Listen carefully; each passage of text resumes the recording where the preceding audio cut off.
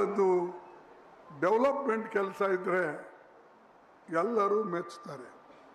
ನಾನು ಅನೇಕ ಕಡೆ ಹೋದಾಗ ನನಗೀಗ ಹೇಳ್ತಾ ಇದ್ದಾರೆ, ಏನ್ರಿ ಗುಲ್ಬರ್ಗ ಈಗ ಬದಲಾವಣೆ ಆಗಿದೆ, ಈ ಕೋಲ್ಹಾಪುರದವರು, ಸೋಲಾಪುರದವರು, ಲಾತೂರ್ದವರು, ನಾಂದೇಡದವರು, ಈ ಭಾಗದವರು, ಆಂಧ್ರದವರು ಮತ್ತು ಈವನ್ ನಮ್ಮ ಹಳೆ ಮೈಸೂರದವರು ಈ ಕಡೆ ಬಂದರೆ ಏನು ಮೊದಲಿನ ಕಲಬುರಗಿ ಇಲ್ಲರಿ, ಸ್ವಲ್ಪ ಬದಲಾವಣೆ ಆಗಿದೆ ಅಂತ.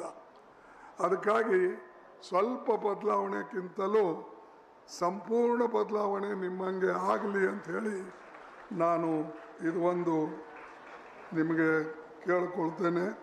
ಮತ್ತು ಕೊನೆಯದಾಗಿ ನಾ ಹೆಚ್ಚು ಮಾತಾಡೋದಿಲ್ಲ, ಯಾಕಂದರೆ ಈ ಫಂಕ್ಷನು ಶರಣ್ ಪಾಟೀಲ್ದು ಮತ್ತು ಸಿದ್ದರಾಮಯ್ಯನವ್ರದ್ದು. ಸುಮಾರು ಅವರು ಇಲ್ಲಿ 371 ಜೆ ನೆನಪಿಗಾಗಿ ಅವರು 371 ಬೆಡ್ ಹಾಸ್ಪಿಟಲ್ ಇಲ್ಲಿ ಮಾಡಿದ್ದಾರೆ. 371 ಕಲಂ ಅದೇ ಆಧಾರದ ಮೇಲೆ ಅದರ ನೆನಪಿನಿಗೋಸ್ಕರ ಇಲ್ಲಿ ದೊಡ್ಡ ಹಾಸ್ಪಿಟಲ್ ಮಾಡಿದ್ದಾರೆ. ಬಹುಶಃ ಈ ನಮ್ಮ ಜಯದೇವ ಆಸ್ಪತ್ರೆ ಅಂತ ಆಸ್ಪತ್ರೆ ಇಡೀ ಎಲ್ಲ ಸೇರಿದರೆ ಮೈಸೂರು, ಗುಲ್ಬರ್ಗ, ಹುಬ್ಬಳ್ಳಿ ಇವು ಎಲ್ಲ ಸೇರಿದರೆ ನನಗನ್ನಿಸ್ತದೆ ಏಷ್ಯಾದಲ್ಲೇ ಇದು ದೊಡ್ಡ ಆಸ್ಪತ್ರೆ.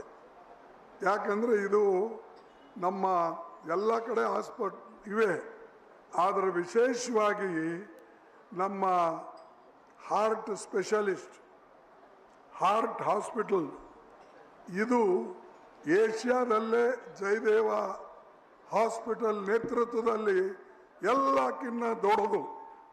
ಕಲಬುರಗಿ ಒಂದೇ ಅಲ್ಲ, ಮೈಸೂರು, ಬೆಂಗಳೂರು, ಬೇರೆ ಕಡೆ ಮತ್ತು ಗುಲ್ಬರ್ಗ ಇಂಥ ದೊಡ್ಡ ಆಸ್ಪತ್ರೆ ಇಡೀ ದೇಶದಲ್ಲೂ ಇಲ್ಲ, ಏಷ್ಯಾ ಖಂಡದಲ್ಲೇ ಇದು ಒಂದು ದೊಡ್ಡ ಕೊಡುಗೆ ಇದೆ. ಅದಕ್ಕಾಗಿ ಇದನ್ನು ನಾವೆಲ್ಲರೂ ಕೂಡಿ ಬೆಳೆಸ್ಬೇಕು. ಇದಕ್ಕೆ ಎಲ್ಲಕ್ಕಿಂತ ಅಂದರೆ ಮೇಂಟೆನೆನ್ಸ್ ಇಂಪಾರ್ಟೆಂಟ್. ಈಗೇನೋ ಸಿದ್ದರಾಮಯ್ಯ ಅವರು, ಶರಣ್ ಪಾಟೀಲ್ರು, ನಮ್ಮ ಎಲ್ಲ ಶಾಸಕರು, ಮಿನಿಸ್ಟರ್ಸು ಸೇರಿ ಹೈದರಾಬಾದ್ ಕರ್ನಾಟಕದೂ ನಮ್ಮ ಚೇರ್ಮನ್ ಇದ್ದಾರೆ ಅಜಯ್ ಸಿಂಗ್ ಅವರು, ಎಲ್ಲರೂ ದುಡ್ಡು ಕೊಟ್ಟಾಯಿತು, ಬಿಲ್ಡಿಂಗ್ ಕಟ್ಟಾಯಿತು. ಇದ್ರ ಒಳಗೆ ಅಷ್ಟು ಕಚರ ಬೀಳಬಾರ್ದು. ನಮ್ಮ ಕಡೆ ವಿಶೇಷವಾಗಿ ಗುಲ್ಬರ್ಗದೊಳಗೆ